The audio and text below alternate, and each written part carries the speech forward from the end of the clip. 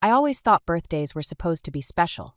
Instead, I'm standing in our kitchen, holding a hastily scrawled note that makes my hands shake. The morning light streams through the window, highlighting the empty coffee cup in the sink, Mom's favorite. The one with little painted daisies around the rim. Kella, honey. Victor and I need a fresh start. There's food in the fridge, and I left some cash in the drawer. You're almost 18 now, old enough to understand. Take care of yourself. Love, Mom. The words blur as I read them again. And again. My phone buzzes, probably Jasper with his annual midnight strike birthday message. I can't look at it. Can't move. The house feels different already, like someone sucked all the air out of it. I drift through the rooms, touching familiar things that suddenly feel foreign. Mom's reading glasses on the side table. Victor's Wall Street Journal from yesterday. Everything exactly where it should be, except them. The cash in the drawer turns out to be $300. $300 for 17 years of being her daughter. I stuff it in my pocket, not sure if I'm more angry or hurt. My phone buzzes again. This time I answer. Happy birthday, sweetheart. Grandma Eloise's voice fills my ear. I'm making your favorite chocolate cake. You're coming over later, right? I swallow hard. Gran, can I come now? There must be something in my voice because she doesn't hesitate. Of course. Is everything okay? No. The word comes out smaller than I meant it to. Mom and Victor are gone. The silence on the other end stretches for 3 heartbeats. I'm coming to get you. Don't move. I can drive. Calla Rose Martinez, you stay right there. I'll be there in 15 minutes. While I wait, I find myself in Mom's room. Her closet is half empty, designer clothes gone but cheaper ones left behind. Like she cherry-picked her new life, leaving the unwanted parts, including me, scattered on the floor. The jewelry box on her dresser catches my eye. Inside, I find the silver locket Dad gave her before he died. She always said she lost it years ago. Another lie to add to the pile. Grandma arrives in 12 minutes, not 15. She takes one look at me and pulls me into a hug that smells like vanilla and safety. When she releases me, her eyes are fierce. Pack a bag, she says. You're staying with me. Gran, I can manage. Pack. Bag. Each word is carefully measured. There's something you need to know, but not here. Not in this house. Something in her tone makes me look up sharply. What do you mean? She picks up the note from the counter, reads it, then crumples it in her fist. Your mother. She starts, then stops herself. Pack first. Talk later. As I throw clothes into a duffel bag, I find another note tucked into my dresser drawer. This one's older, the paper yellowed. It's addressed to me, and I recognize the handwriting from the birthday cards I used to receive. From my father's parents. The grandparents' mom always said wanted nothing to do with me. I stuff the unopened note into my pocket next to the cash. Whatever's in it, whatever Gran needs to tell me, it can wait until we're out of this house that suddenly feels like a museum of lies. In the driveway, Gran takes my bag and fixes me with a look that's part sympathy, part determination. Ready? I glance back at the house one last time. Yeah, I say, though I'm not sure what I'm ready for. Let's go. Gran's kitchen always smells like home, but today the familiar scent of baking bread does nothing to settle my nerves. The unopened letter from my father's parents burns in my pocket as Gran sets a steaming mug of tea in front of me. Your mother, she says carefully, has been keeping things from you. Important things. Before she can continue, the doorbell rings. Gran's expression shifts from concern to something I can't quite read. That would be them. Them. Your other grandparents, Calla. Lionel and Marjorie. My heart stutters. I pull the crumpled letter from my pocket, suddenly understanding why Gran insisted we come straight here. The elderly couple that walks into the kitchen looks exactly like the photos Mom told me were just old family friends. Marjorie reaches for me, then stops herself. Oh, sweetheart. You look just like James. Dad. She means Dad. The room spins a little. We've been trying to reach you for years, Lionel says, his voice rough. Every birthday, every Christmas. Mom said you didn't want.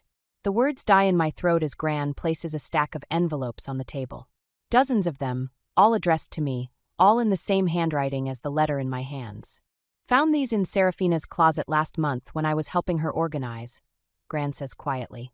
I've been trying to figure out how to tell you. My fingers trace the return address on the nearest envelope. Why would she? Money, Lionel says flatly. Your father left you everything. The house, his investments, a trust fund for college.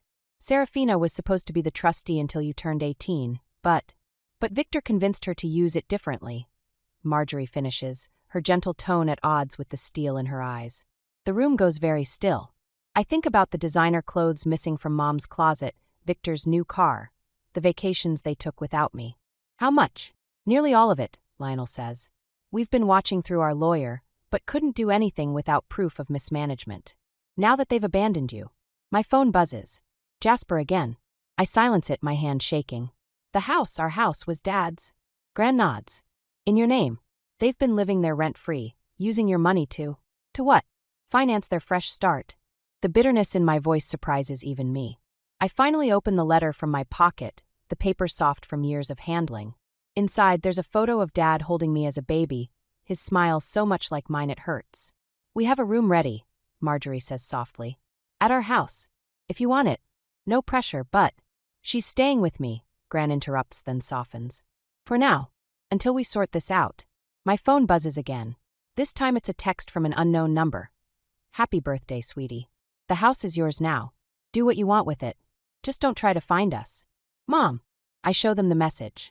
Lionel's face darkens, but Marjorie reaches across the table and takes my hand. We can help you fight this, Calla. If you want. Fight. The word tastes strange in my mouth. For your inheritance. Your future. Everything they took. I look at the photo of Dad again, then at the pile of unopened letters, years of attempted connection stolen from me. The anger that bubbles up isn't hot like I expected. It's cold, clarifying. Yes, I say, surprising myself with how steady my voice sounds. I want to fight. Gran squeezes my shoulder. Then we'll fight. Together. I nod, already thinking about the house, my house, and everything else they tried to take. Mom and Victor wanted a fresh start? Fine. But they're about to learn that fresh starts come with a price. The key feels heavier than it should as I unlock the front door of my house, Dad's house. My house. Jasper stands behind me, his presence steady and familiar in a world that keeps shifting under my feet. You don't have to do this today, he says. But I do. It's been 3 days since Mom's text and I need answers. The house is exactly as we left it, except for the thin layer of dust that's settled over everything. I head straight for Victor's home office, the one room that was always off limits. Help me look, I tell Jasper, pulling open the first drawer of Victor's desk. Bank statements, letters, anything that might. Kaya. Jasper's voice stops me. He's standing by the bookshelf, holding something that glints in the afternoon light. A key, small and golden, hanging from a leather cord I recognize from Mom's jewelry box. Where did you find that? Behind these books. He pulls out a volume, revealing a hollow space. There's more. The space contains a stack of papers and a small notebook. My hands shake as I open it, recognizing Mom's handwriting. Dates, amounts, account numbers. Years of transactions, all carefully documented in her neat script. She knew, I whisper. She kept track of everything they took. Jasper reads over my shoulder. Look at these amounts. They weren't just using your trust fund for living expenses. They were. Gambling. The word tastes bitter. I recognized the names of casinos, online betting sites. Victor was gambling with my inheritance. A floorboard creaks behind us. I spin around to find Gran in the doorway, her face grim. I thought I might find you here. Did you know? I hold up the notebook. About the gambling? She shakes her head. Not everything. But I suspected Victor had other motives for marrying your mother. The way he pushed her to move into this house, to take control of your trust. Why didn't you say anything?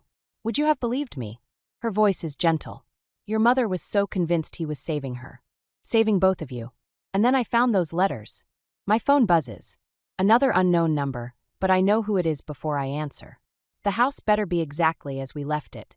Victor's voice cold and controlled. Your mother's worried sick about you, by the way. Though I told her you're old enough to handle yourself now. Like you handled my trust fund? The words slip out before I can stop them. The silence that follows is deadly. What did you say? I found Mom's notebook. The gambling debts, the... Listen carefully, he cuts me off. Your mother made certain choices to protect you. To give you a better life. If you push this, if you try to come after us legally, those choices might come back to haunt her. Do you understand what I'm saying? I think about Mom's careful documentation, years of tracking every dollar they took. Was she protecting herself or gathering evidence? Perfectly, I say and hang up. Jasper touches my arm. What are you thinking? I look at Gran, then back at the notebook in my hands. I'm thinking Mom left me more than just a house. She left me a weapon. Calla, Gran starts, but I cut her off. He threatened her. Just now on the phone. Whatever hold he has on her. I flip through the notebook's pages, seeing the story they tell. She knew this day might come. She kept records. Evidence. It's not just about the money anymore, is it?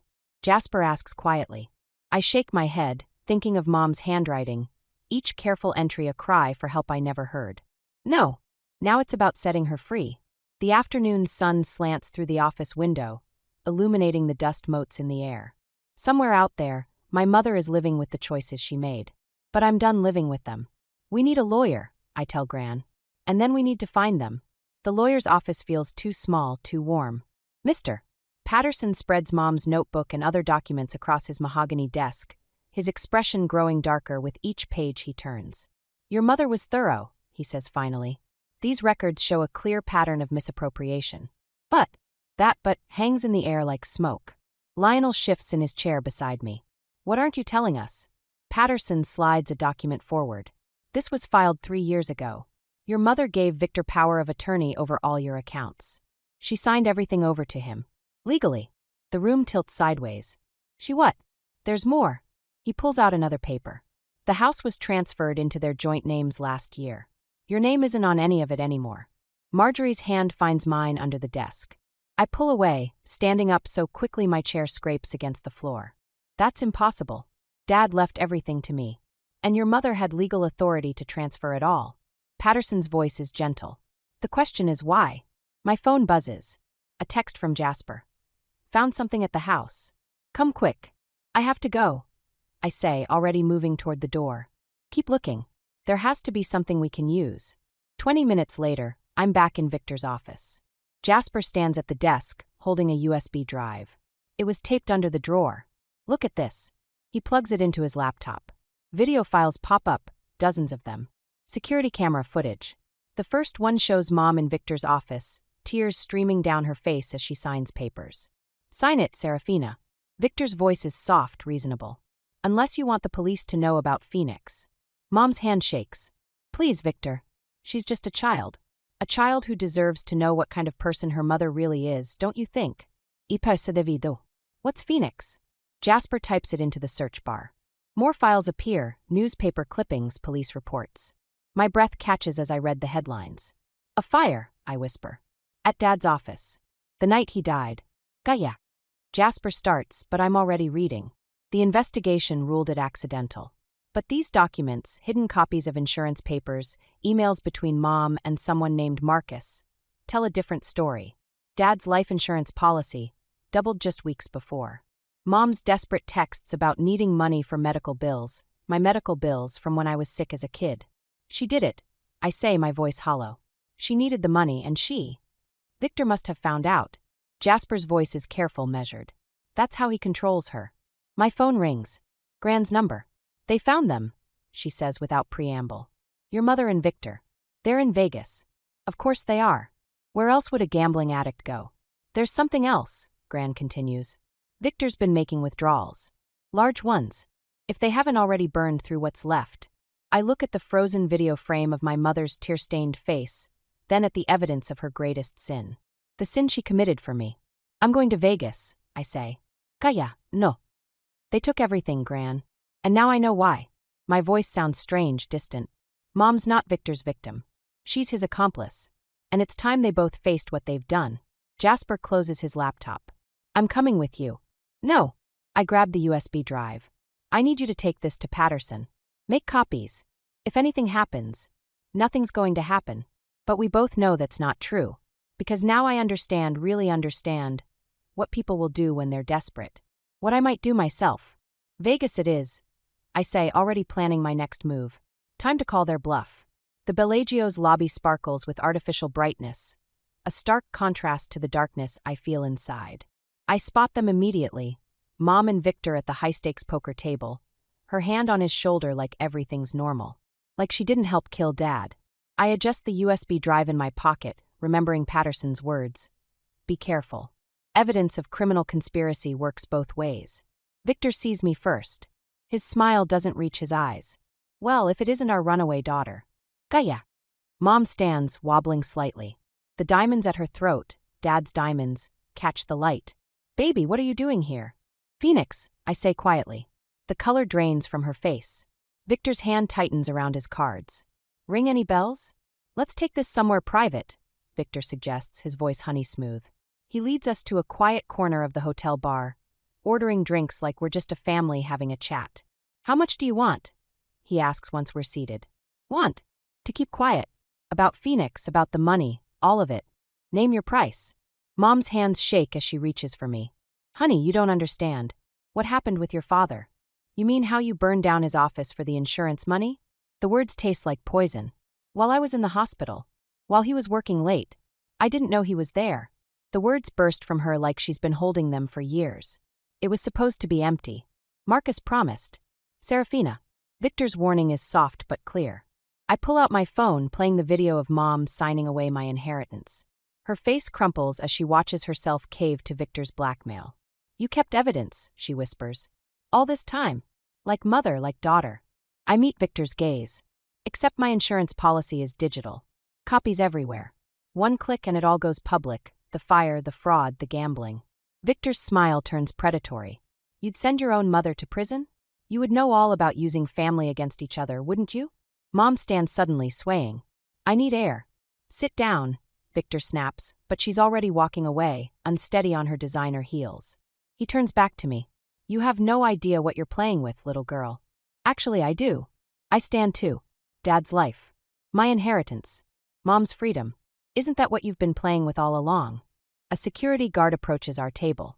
Mr. Reynolds, there's a situation with your wife. Victor's face darkens. He follows the guard, leaving me alone with my racing heart and trembling hands. My phone buzzes, Jasper. Patterson found something else, he says without greeting. About the fire. There was a second insurance policy in Victor's name, taken out 3 days before. The pieces click together just as screaming erupts from the direction of the hotel's rooftop bar.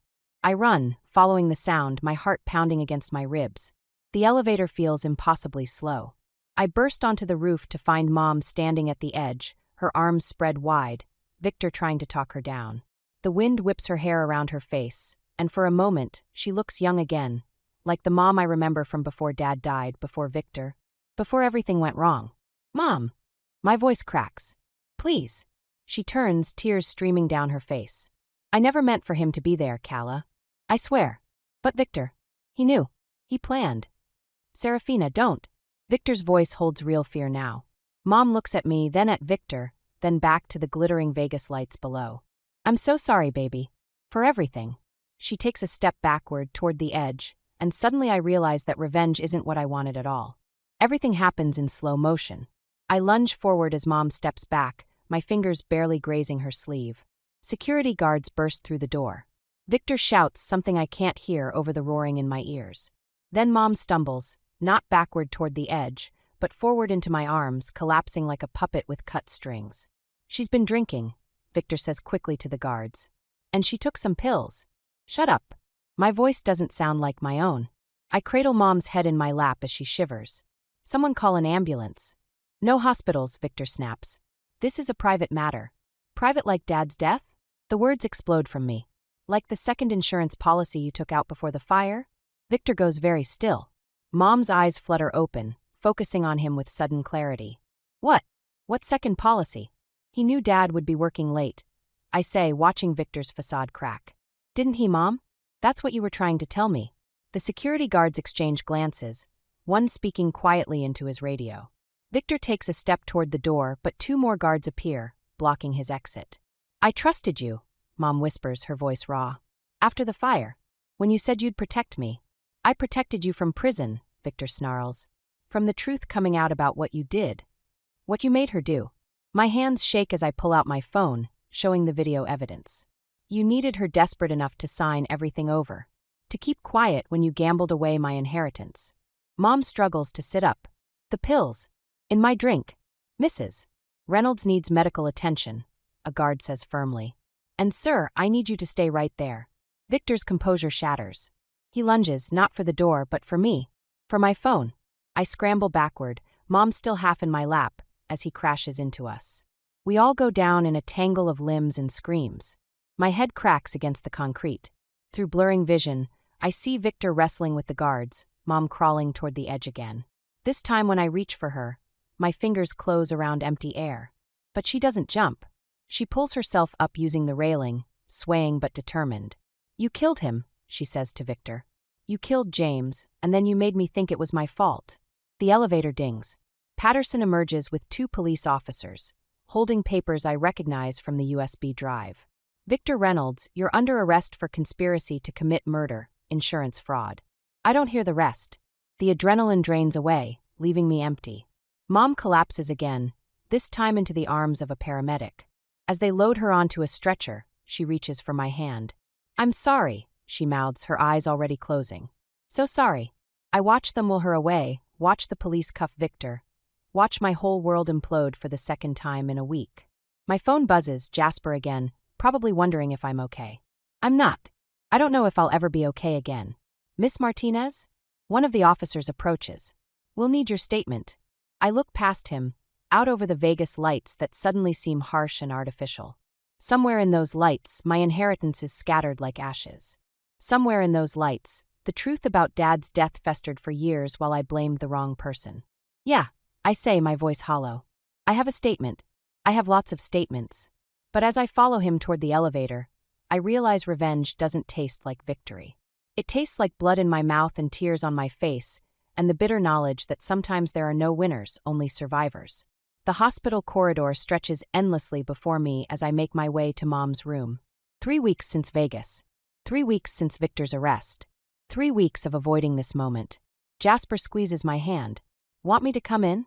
I shake my head. Through the window, I can see Mom sitting up in bed, looking smaller without her designer clothes and perfect makeup.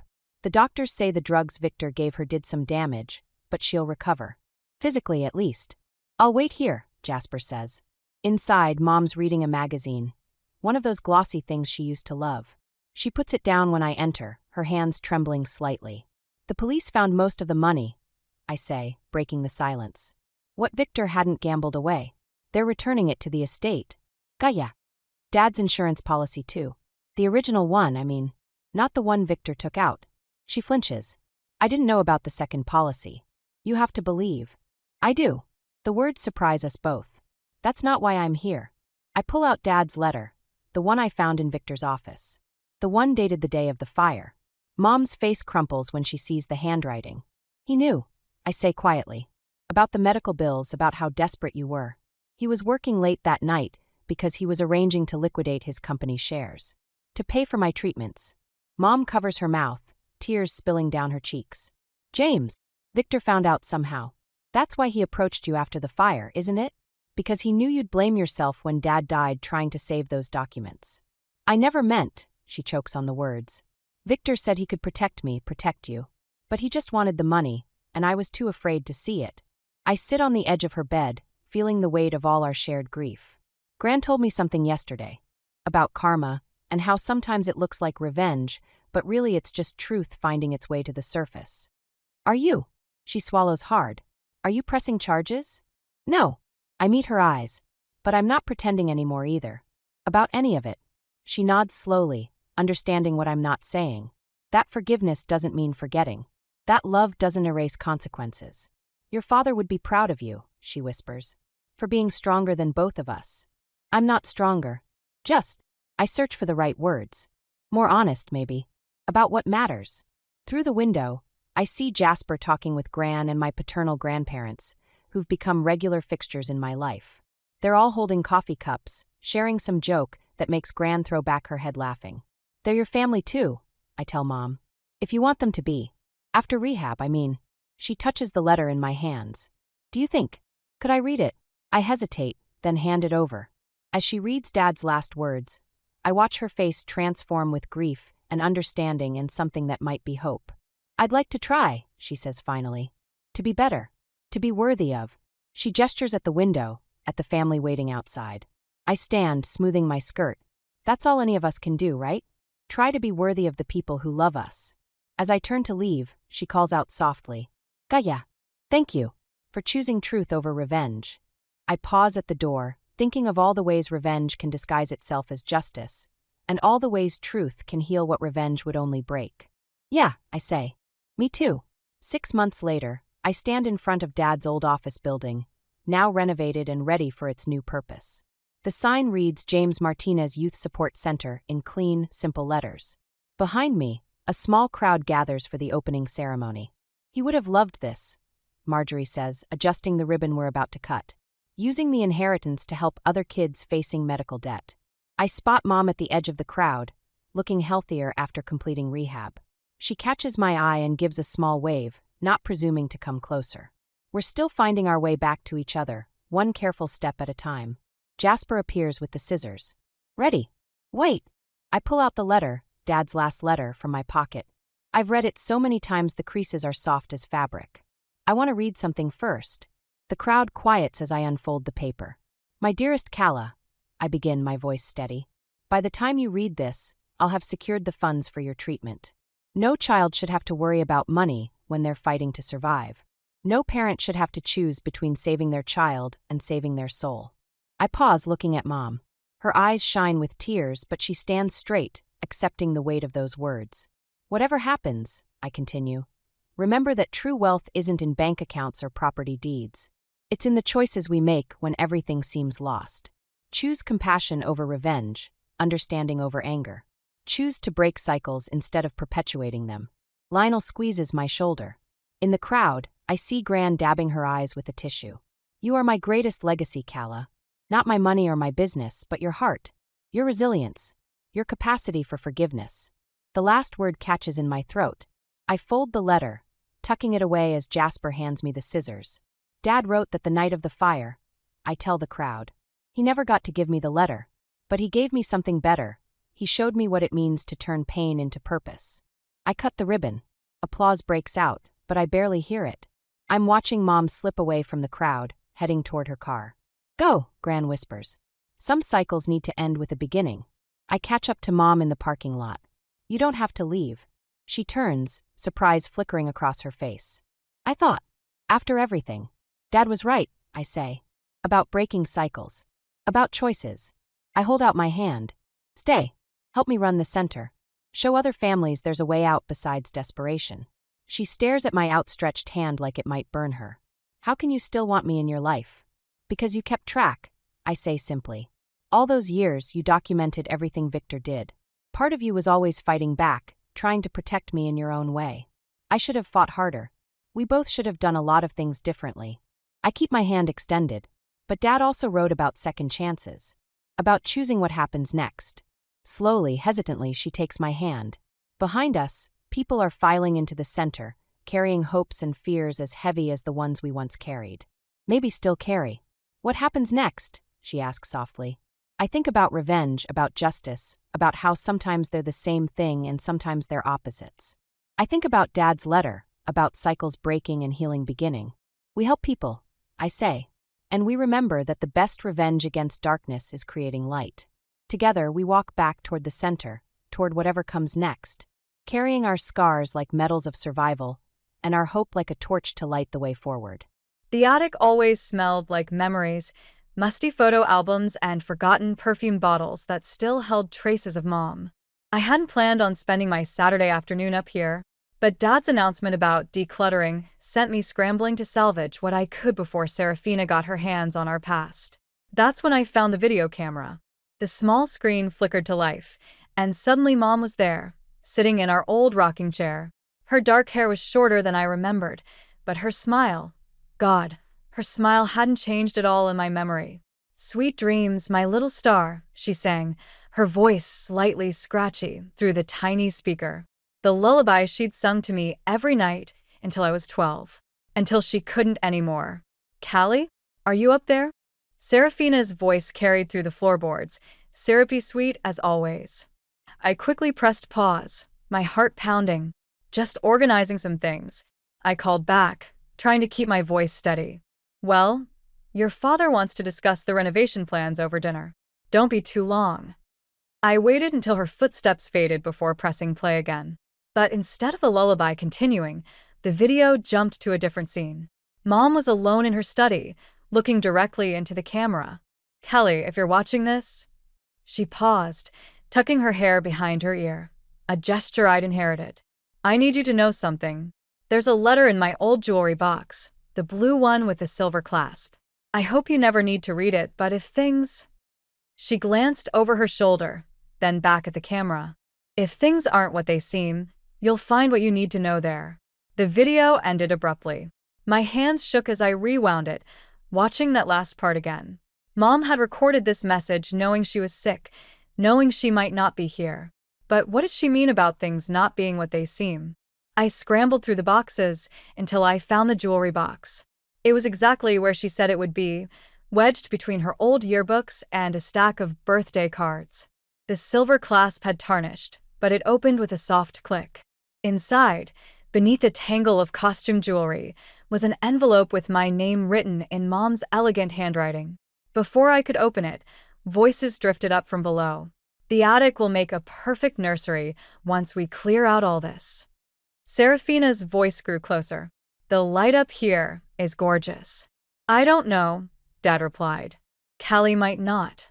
Emmett, we talked about this. Changes are necessary for healing. You can't keep living in a shrine to Laurel. I shoved the letter into my pocket just as their footsteps reached the top of the stairs. Dad appeared first, his face brightening when he saw me. Hey, kiddo. Find anything interesting? I forced a smile, acutely aware of the letter burning against my leg. Just some old photos. Serafina appeared behind him, her hand resting possessively on his shoulder. Oh, we should go through those together. Make a proper album of the best ones before we clear everything out. Clear everything out? I echoed. Well, with the baby coming. She patted her still flat stomach meaningfully. We need to make room for new memories too. Dad wouldn't meet my eyes. I clutched Mom's video camera tighter, my fingernails digging into the plastic. Right, I said. New memories.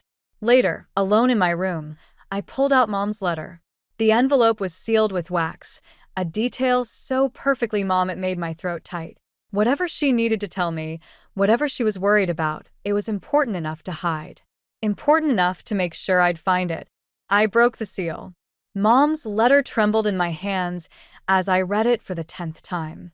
Her warnings about protecting what matters and watching for signs seemed cryptic at first, but after this morning's breakfast announcement, everything clicked into horrible focus. We're getting married. Serafina had practically sung the words, flashing her diamond ring while Dad beamed beside her. And that's not all.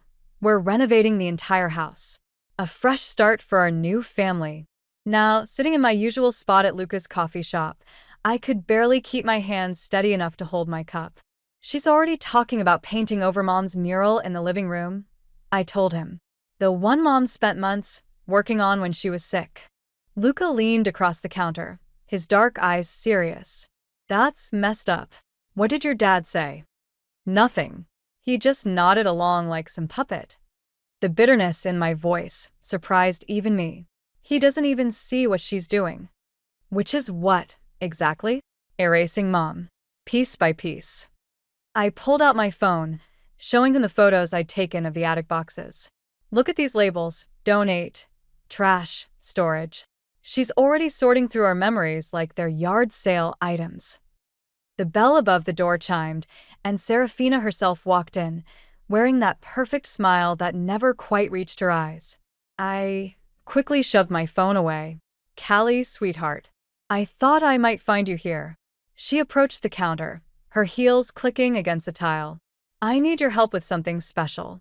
I'm kind of busy. It's about the wedding. She placed her hand on my arm, her grip just tight enough to make me uncomfortable. I want you to be my maid of honor. The coffee turned to acid in my stomach.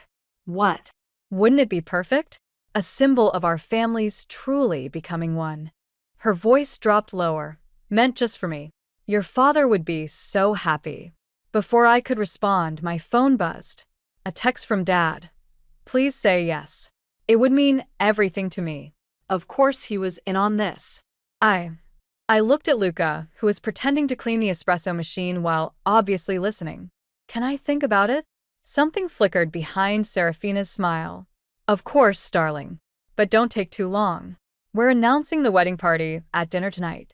The whole family will be there, even your grandmother Edna. My head snapped up. Gran's coming. Oh, didn't your father tell you? I invited her specially. Serafina adjusted her designer purse. She was so touched to be included. It's been what? 6 months since you've seen her? 8 months, actually. Ever since Serafina had convinced Dad that Gran's negative energy about their relationship wasn't healthy for anyone. Well, I should run. So many details to arrange. She turned to leave, then paused. Oh, and Callie? That lovely blue dress you wore to your mother's memorial? It would be perfect for the engagement party. After she left, Luca let out a low whistle. Wow, that was strategic. I finished, my mind racing. She's using Gran to pressure me. And that comment about Mom's memorial dress? She's trying to prove she can touch anything, even the most painful parts of our past. So, what are you going to do? I pulled out Mom's letter again, focusing on the last line. Sometimes the best defense is to let them think they've won. I'm going to say yes, I said, a plan already forming. I'm going to be the perfect maid of honor. And then I'm going to figure out exactly what she's hiding. Callie, Luca's voice held a warning. You didn't see what else I found in the attic, Luca. I reached into my bag, pulling out a small notebook I discovered hidden behind Mom's jewelry box. I think Mom knew something about Serafina. Something big. The engagement dinner felt like a carefully orchestrated performance, with Serafina as both director and star. Gran sat across from me, her fingers nervously twisting her wedding ring, a habit Mom used to have too. When she caught my eye, she gave me a slight nod that spoke volumes. A toast, Serafina announced, rising from her seat. To family, both old and new. Her eyes lingered on me. And to Callie, who's agreed to be my maid of honor. The clinking of glasses couldn't mask the whispers. I caught fragments. After everything, the therapy sessions. Unstable since her mother. My fork clattered against the plate. What therapy sessions? The room went silent. Dad shifted uncomfortably, while Serafina's perfect smile never wavered. Oh, darling, she said, her voice dripping with concern. We don't need to discuss that here. Everyone understands you're still processing your grief. What are you talking about? I turned to Dad. What has she been telling people? Callie, Dad started, but Serafina touched his arm, silencing him. I've only shared what Dr. Matthews told us, she said. About your episodes. The ones where you imagine I'm trying to replace your mother. The room spun. Dr. Matthews? I've never seen a Dr. Matthews. See. Serafina's whisper carried just far enough for the closest guests to hear. The denial is part of the pattern. Gran's chair scraped back. That's enough, Serafina. Edna, please. This is exactly why we've had to limit your visits. Your enabling only makes things worse. I stood up so quickly my water glass toppled, spreading across the pristine tablecloth like a stain. You're the reason Gran stopped coming? Callie, Dad's voice held a warning. Sit down. No. I pulled out my phone, hands shaking. You want to talk about patterns? Let's talk about Mom's notebook. The one where she wrote about running into you 3 years before she died, when you were using a different name. Serafina's smile flickered. I don't know what you're. Rachel Wilson. That was your name then, wasn't it? When you worked at the hospital where Mom was getting treatment. The color drained from her face. Callie, stop this, Dad demanded, but I could see uncertainty creeping into his expression. Mom wrote everything down. How you accessed her medical records, how you… That's enough. Serafina's mask cracked. She turned to Dad, tears welling up. Do you see what I mean? These delusional accusations. They're not delusions. Gran's voice cut through the chaos. She pulled out a folded paper from her purse. I have the hospital records right here. Rachel Wilson was fired for unauthorized access to patient files, including Laurel's. The silence that followed was deafening. Serafina's tears vanished as quickly as they'd appeared. Emmett, she said, her voice hard. Take your daughter upstairs. Now. But Dad didn't move. He was staring at the hospital records in Gran's hands. I think, he said slowly, you're the one who needs to leave, Serafina. She laughed, but it was brittle. You can't be serious. After everything I've done for this family? You mean everything you've done to this family? I corrected. finally seeing her clearly. How long were you watching us? Planning this? Serafina's composure shattered completely. She grabbed her purse, nearly knocking over her chair. You ungrateful little. She caught herself, aware of the audience. Fine, but don't think this is over. As she stormed out, I noticed something had fallen from her purse. A small key with a familiar blue tassel, the same one missing from Mom's jewelry box. I picked it up, remembering Mom's words about things not being what they seemed. Whatever secrets that key unlocked, whatever truth Serafina was hiding, I was going to find out. But first, I had to deal with Dad, who looked like his whole world had just crumbled. Again. The key burned in my pocket as I watched Dad pack Serafina's things into boxes. 3 days since the dinner, and he still moved like a sleepwalker, mechanical and distant. When he picked up her framed photo from his nightstand, his hands trembled. I found something else, I said, breaking the heavy silence.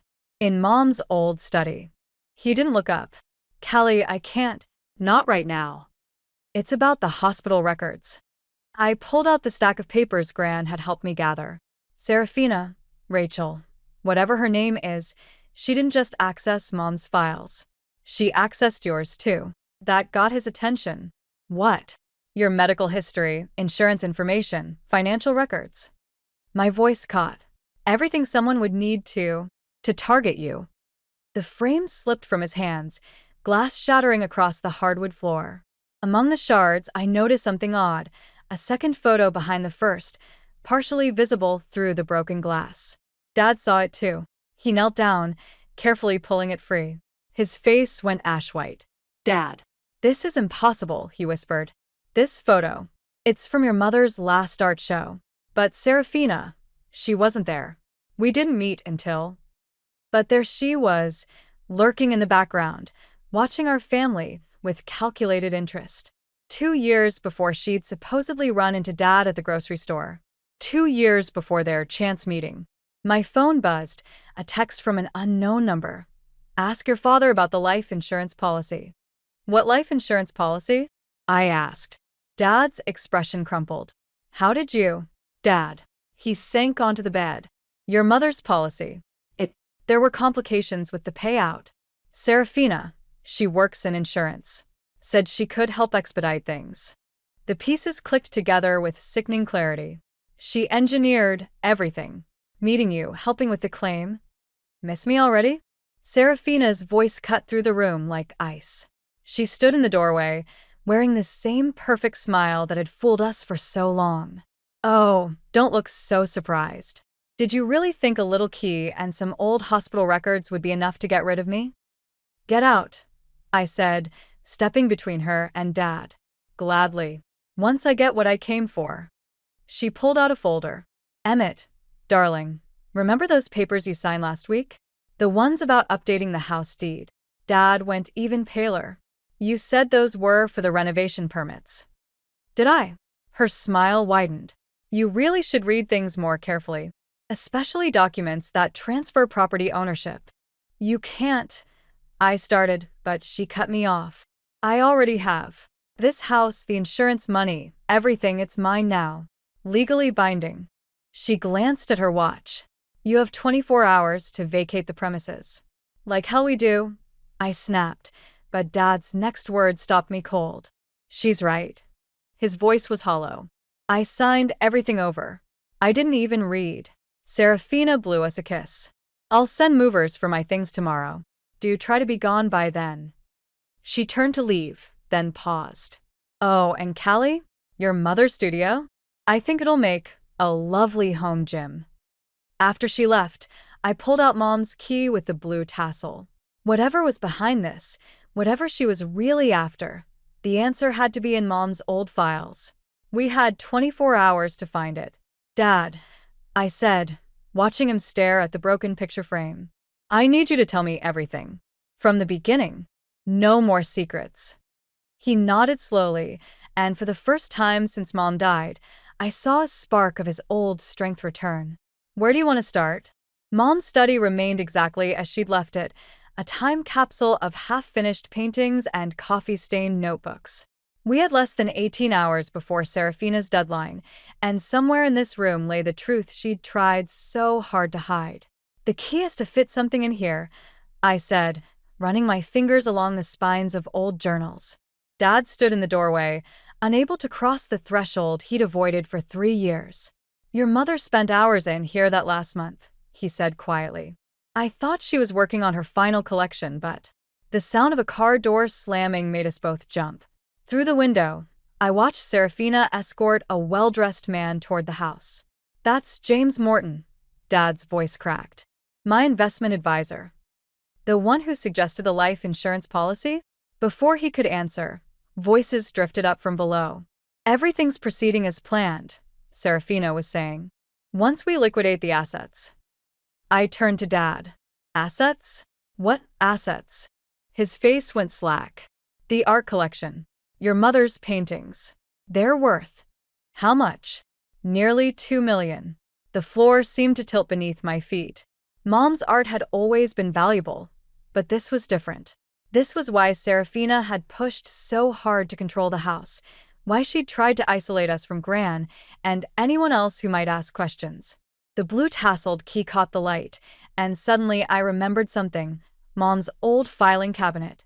The one she'd kept locked because it held her contracts and sales records.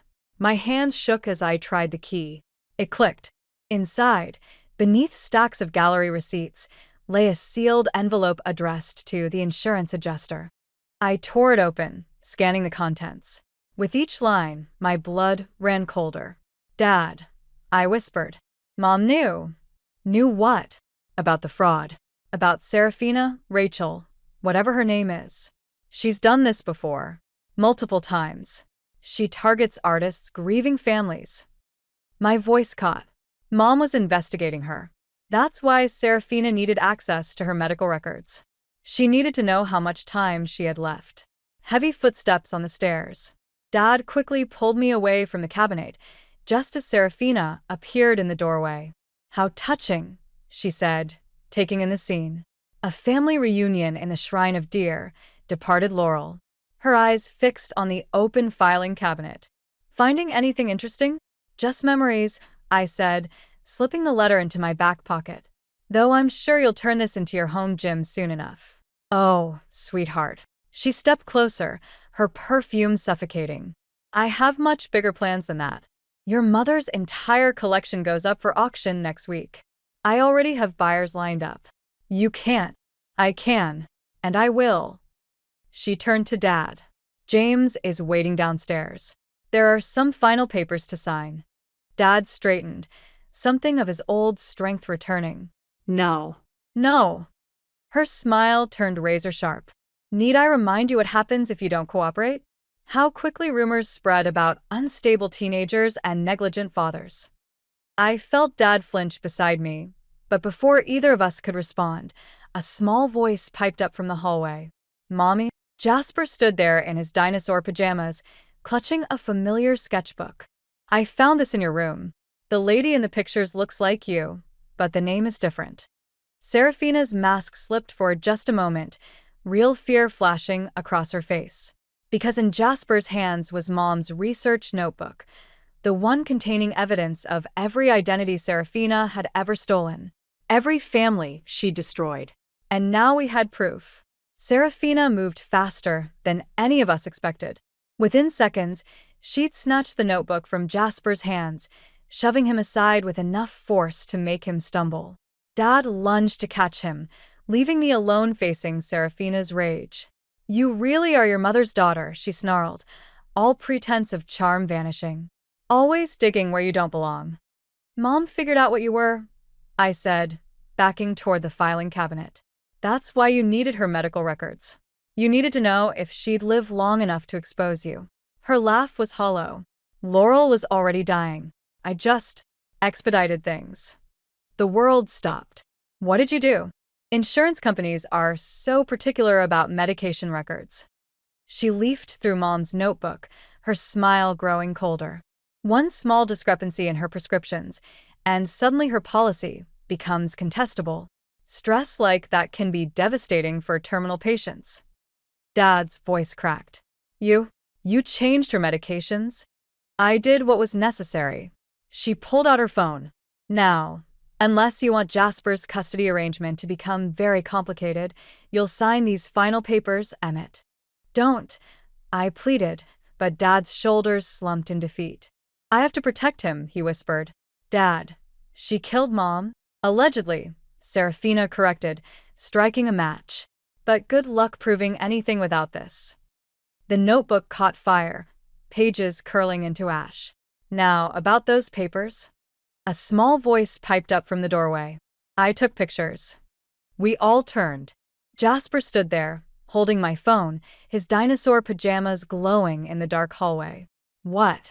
Serafina's mask slipped completely. The pretty pictures in the book, he said. I sent them to Callie's phone, like you taught me with your iPad. For one beautiful moment, triumph surged through me. Then Serafina's face transformed into something terrible. Delete them, she commanded, advancing on me. Now. They're already backed up to the cloud. I bluffed, praying she couldn't tell I was lying. Everyone will know what you did. She moved with startling speed, grabbing my arm and twisting until pain shot through my shoulder. Delete them, or your brother learns what happens to people who cross me. Let her go. Dad stepped forward, but Serafina's grip only tightened. The papers first, Emmett. Sign them, or your daughter joins her mother in whatever tragic accident comes next. My phone clattered to the floor as she twisted harder. Through tears of pain, I watched Dad pick up the pen with trembling hands. I'm sorry, he whispered, beginning to sign. In that moment, I saw our future unraveling. Dad broken, Jasper trapped, Mom's killer triumphant. All because I'd pushed too hard, too fast. Because I'd thought having evidence would be enough. The sound of sirens cut through the night. That would be the police. Gran's voice rang from the stairs.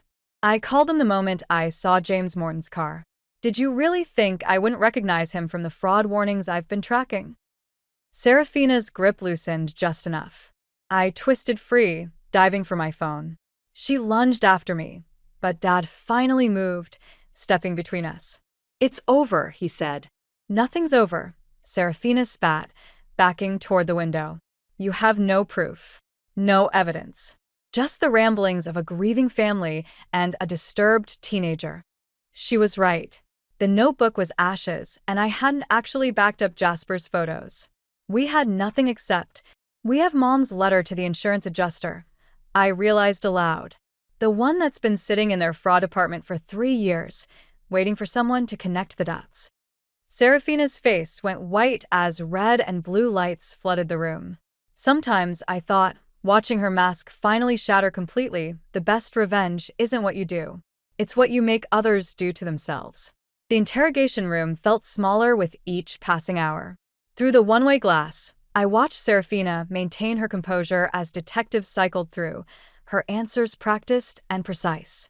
She'd done this before, many times. We need more than circumstantial evidence, Detective Morris said, spreading photos across the table. Different names, different faces, all Serafina. She's too good at covering her tracks. Dad sat with his head in his hands. I let her into our lives. I let her near my children. Not your fault, Gran said firmly, but I barely heard them. Something about the photos nagged at me.